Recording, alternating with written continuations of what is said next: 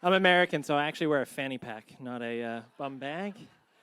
I flew home recently and visited the tree we had planted when my dad died for his memorial. And it had died.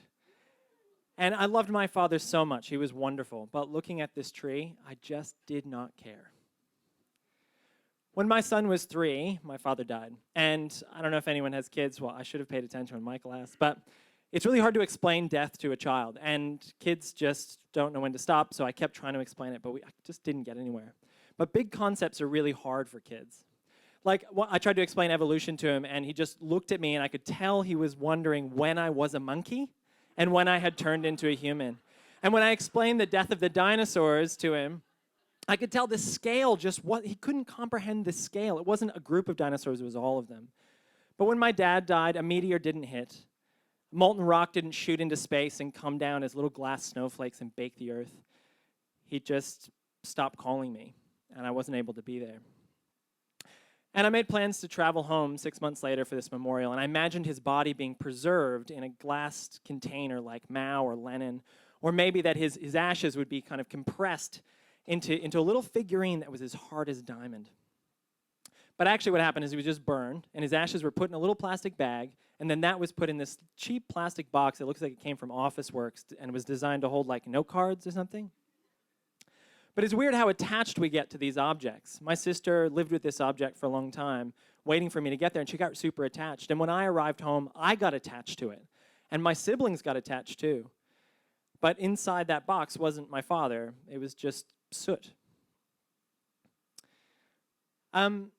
On the day before the memorial, we went to this nursery, and we went to pick out a tree. That's me in the middle looking shocked with my other 2 siblings. And we went to this nursery, and we tried to find a tree for our father. And it's weird trying to figure out what kind of tree your parents are. I don't know if you've thought about it. We were like, was Dad an oak? Like big and strong? That wasn't my dad. We were like, was he a crabapple? Kind of beautiful tree with these little sour fruits. Maybe that'd be funny.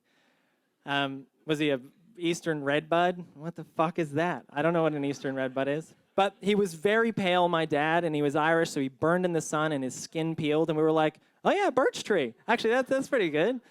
But when we looked at the price tag, it was actually way too expensive. And so we were like, actually, nah, it doesn't look like him.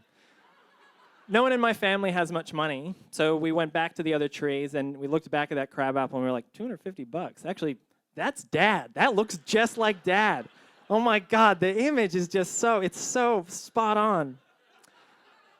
Anyway, we went to this spot we'd picked out to bury these ashes, and we dug a hole, and my brother put the tree in, and we went down the lake and took turns kind of putting water over the soil. And then we all just kind of sat there by this lake, and we told stories about my dad, kind of funny stories and sad stories, and we just sat in silence. And as I sat, I watched my son play, and I thought about the enormous love that I have for my son, and the huge love that my father must have had for me. And I thought that enormous feeling, that incredible feeling, was just an awful lot to put on this little scraggly crabapple tree. Back at the Airbnb, I found my son poking this dead fly. And he looked at me and he was like, hey, Dad, when we die, we don't come back? And I was like, no, we don't come back. And he was like, and our bodies fall apart? And I was like, yeah, our bodies fall apart. And he's looking at this dead fly. And then he looks at me and he was like, and then a tree grows out of us? And I was like, yeah, like it actually felt like making progress. I was like, yes, that's right. And I was feeling super proud of myself. Like we'd had this breakthrough moment.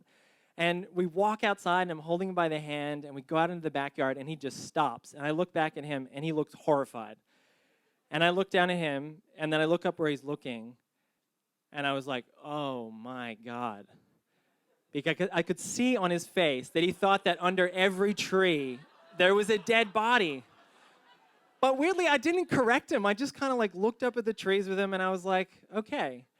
And that feeling, that huge feeling I had been having all day for my dad just had room to breathe.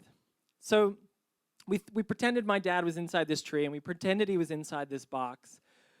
But he wasn't. And my love for him was huge. It was a meteorite crashing into the earth. It was molten rock, and it was snowflakes of glass raining down out of the sky. And so that's why I didn't care. because my son taught me that there's death under every single tree. And when you pin something so big to something so small, you lose what you still have.